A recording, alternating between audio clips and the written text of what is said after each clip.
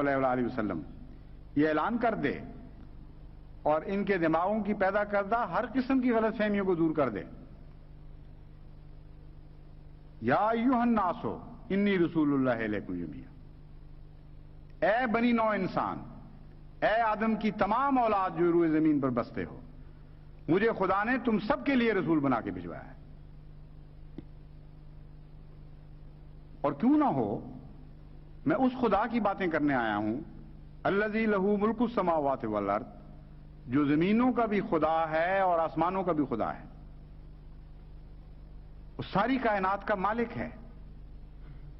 لا الہ الا هو یحیی و یمیت، وہ ایک ہی خدا ہے، اس کے سوا اور کوئی نہیں.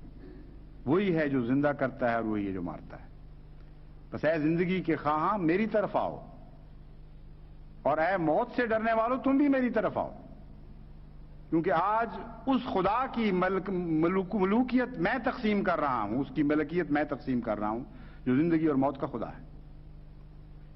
یہ اعلان ہے حضرت اقدس محمد مصطفیٰ صلی اللہ علیہ وآلہ وسلم کا، جو تمام بنی نوع انسان کے لیے کو خیر میں شامل کر رہا ہے، کسی کو بھی اپنے خیر کے کسی ایک ذرے سے بھی باہر نہیں نکال رہا.